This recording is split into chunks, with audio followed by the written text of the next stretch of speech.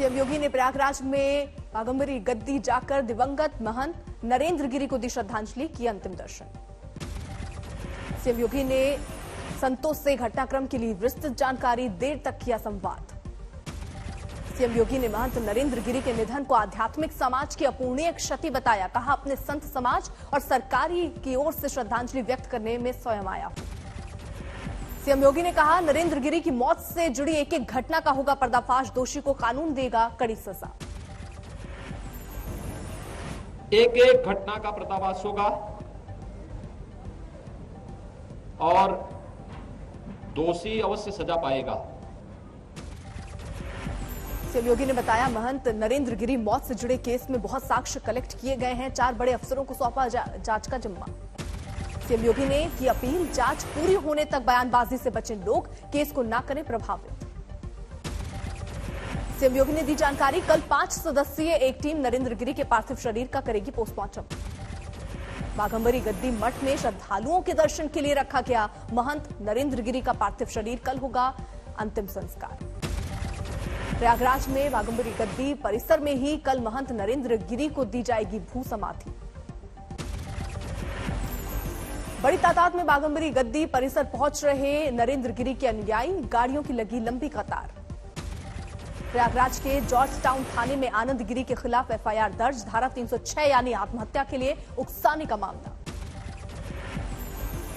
ADG law and order Prashant Kumar के मुताबिक शुरुआती जांच में खुदकुशी का ही अंदेशा।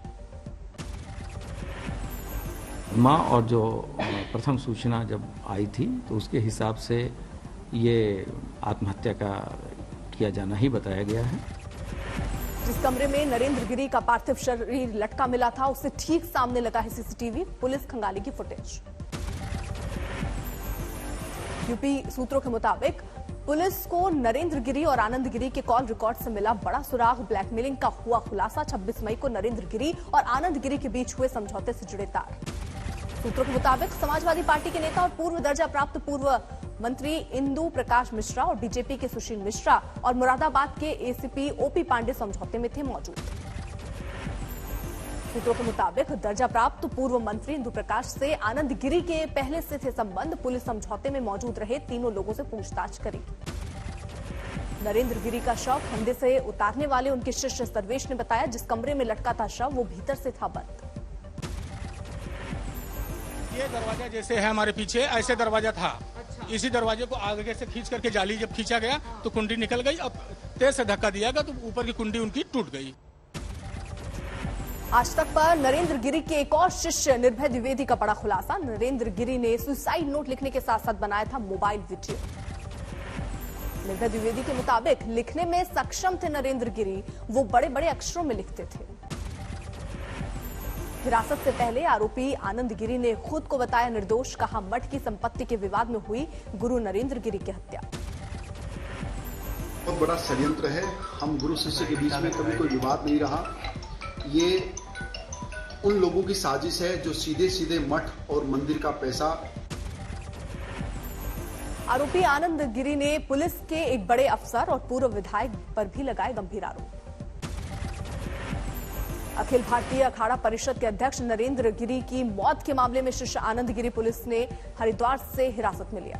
यूपी पुलिस की टीम पहुंची थी हरिद्वार, पूछताछ के बाद आनंद गिरी को हिरासत में लेकर आई प्रयागराज। नरेंद्र गिरी के पास मिले सुसाइड नोट में था आनंद गिरी का नाम, इसी के आधार पर पुलिस कर रही है पूछताछ। पुलिस के मुताबिक सुसाइड नोट में 3 नामों का जिक्र, पुलिस ने तीनों को लिया हिरासत में। आनंद गिरी के अलावा लेटे हनुमान मंदिर के मुख्य पुजारी आद्या तिवारी का नाम, आद्या तिवारी के बेटे संदीप तिवारी का भी नाम।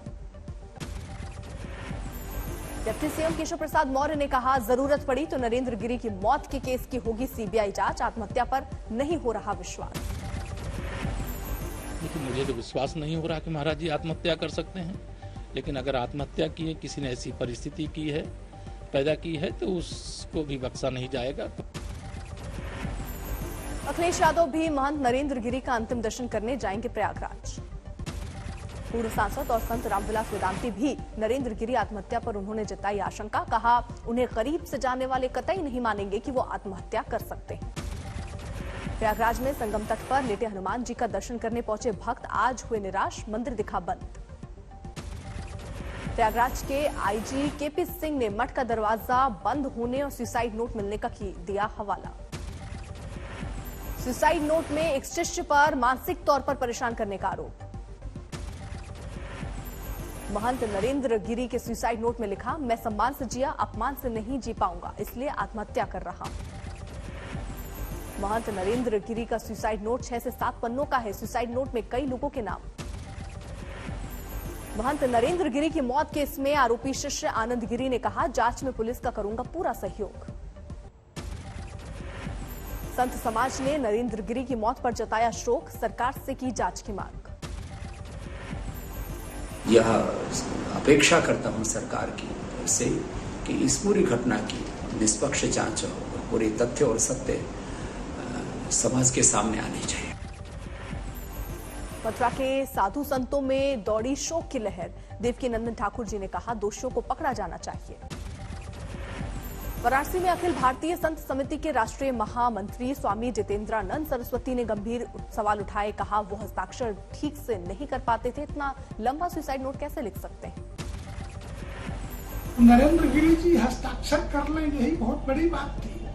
ऐसी परिस्थिति में कहीं किसी को फंसाने के लिए गहरा षड्यंत्र करके हत्या तो नहीं की गई है, ये जांच का विषय है। रंजनी अखाड़े की महामंडलेश्वर डॉक्टर अन्नपूर्णा भारती ने कहा, संदिग्ध परिस्थितियों में मौत की जांच होनी चाहिए। प्रसिद्ध रामकथा वाचक जगदुरु रामभद्राचार्य जी का बयान, नरेंद्र गिरी की मौत से संत समाज बेहद आहत। यूपी के मंत्री नंदगोपाल गुप्ता ने कहा, षड्यंत्र के पीछे जो भी है उसको बख्शा नहीं जाएगा। अयोध्या में नरेंद्र गिरी के निधन की खबर से संत दुखी। राम जन्मभूमि के मुख्य पुजारी आचार्य सत्येंद्र दास ने की निष्पक्ष जांच की मांग। हनुमानगढ़ी के महंत राजू दास ने कहा, नरेंद्र गिरी के जाने से साधु समाज की अपार क्षति। बंगाल ने सुकांता मजूमदार को बनाया पश्चिम बंगाल बीजेपी अध्यक्ष। कोलकाता पहुंचने पर रेलवे स्टेशन पर हुआ भव्य स्वागत। भारत माता की जय की गूंजी नारे। नए पश्चिम बंगाल बीजेपी अध्यक्ष सुकांता ने कहा, राजनीति की राह में हमेशा रोड़े रहते हैं, लेकिन बीजेपी किसी एक शख्स के सहारे नहीं चलती, वो अपनी विचारधारा से चलती है।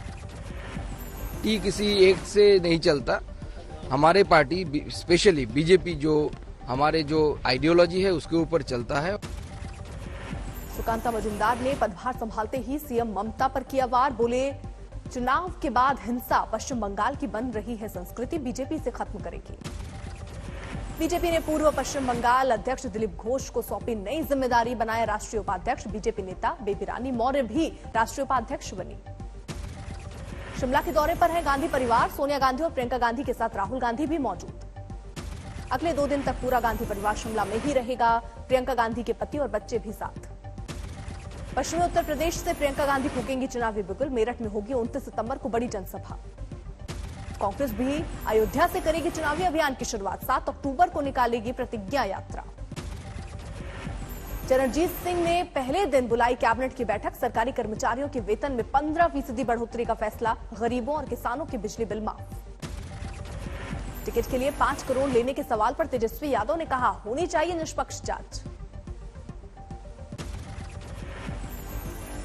इतना जरूर जानकारी ले लेना चाहिए महापुरुष से कि वो आखिर 5 करोड़ रुपए लाए कहां से, पहले जाके ये तो पता।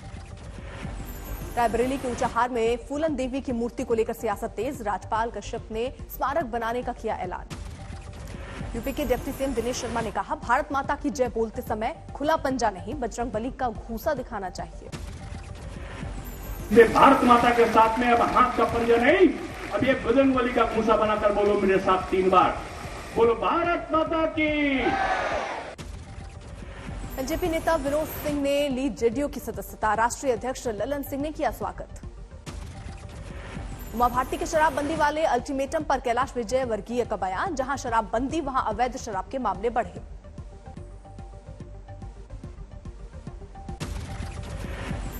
किसान नेता राकेश टिकैत ने कहा, गन्ने के भुगतान का दावा झूठा। वाली जो गवर्नमेंट थी 5 साल पहले, उससे दुगना भुगतान कर दिया। भाई 1 रुपया बढ़ा नहीं और दुगना भुगतान हो गया। वो कौन सा मैथ का टीचर है, उससे जरा हमको भी मिलवा दो। अलवर में दलित युवक की हत्या के मामले में सियासत तेज। बीएसपी ने नैतिकता के आधार पर गहलोत से मांगा इस्तीफा। लखनऊ में मनाया जा रहा है आजादी का अमृत महोत्सव। सीएम योगी ने एसएसबी की आयोजित साइकिल रैली को दिखाई हरी झंडी। दिल्ली पहुंचे असम के सीएम हेमंत बिस्वा शर्मा। गृह मंत्री अमित शाह से मुलाकात। कहा राज्य के बहुत सारे मुद्दों पर हुई विस्तार से चर्चा। गया में घाटों पर बढ़ी भीड़। पितृपक्ष में तर्पण करने पहुंचे लोग। पितृपक्ष में 12 में दिखा अनोखा नजारा। सीसवाली में नाग और इंसान के एक कटोरे में साफ दूध पीने की निभाई गई परंपरा।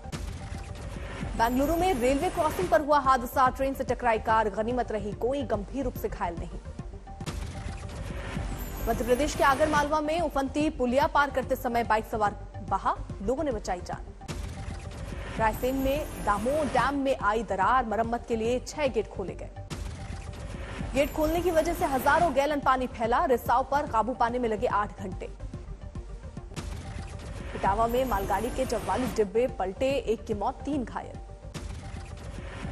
दिल्ली से कानपुर की ओर जा रही थी मालगाड़ी। डिब्बे पलटने से जानवर चरा रहे बच्चे आए चपेट में। रायपुर पाइप सेंटर में लगी आग। आसपास के इलाकों को कराया गया खाली। पटाखों की चिंगारी के कारण आग लगने की आशंका। आग पर काबू। ग्रेटर नोएडा में बदमाशों ने लूटपाट की कोशिश। लोगों ने मिलकर पीटा। दरभंगा में रिश्वत के आरोप में थानेदार निलंबित। अतिक्रमण हटाने के नाम पर पीड़ित से लैपटॉप की मांग। अमरावती में धड़ल्ले से बिक रहे प्रतिबंधित गुटखे। डीएम कार्यालय के सामने प्रदर्शन। हजारीबाग में दलित नाबालिग के साथ दरिंदगी। 5 आरोपियों में से कोई गिरफ्तार नहीं। गोरखपुर में ऑनलाइन इंटरनेशनल कॉल कर व्यापारी से 20 लाख की रंगदारी मांगने का मामला। 2 आरोपी गिरफ्तार। बारामती में पेड़ के नीचे खड़े किसान दंपति पर गिरा बिजली। दोनों की मौत।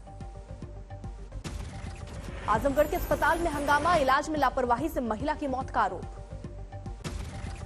अलीगढ़ में 8 साल की बच्ची का मिला शव। हैवानियत के बाद हत्या की आशंका। समस्तीपुर में फर्जी आईपीएस गिरफ्तार। रिवॉल्वर, लैपटॉप, कई आपत्तिजनक सामान बरामद। मुंगेर में नक्सलियों के साथ पुलिस की मुठभेड़। 50 राउंड फायरिंग। भाग गए नक्सली। महाराष्ट्र के पिंपरी चिंचवाड़ में नौकरी से निकालने पर ड्राइवर का बदला। मालिक की 2 लग्जरी कारों में लगाई आग। फतेहपुर में गो तस्करों के खिलाफ ऑपरेशन। ड्रोन कैमरे की मदद से तलाशी। बाराबंकी में महिला सिपाही का रिश्वत लेते वीडियो वायरल। पुलिस कप्तान ने किया सस्पेंड।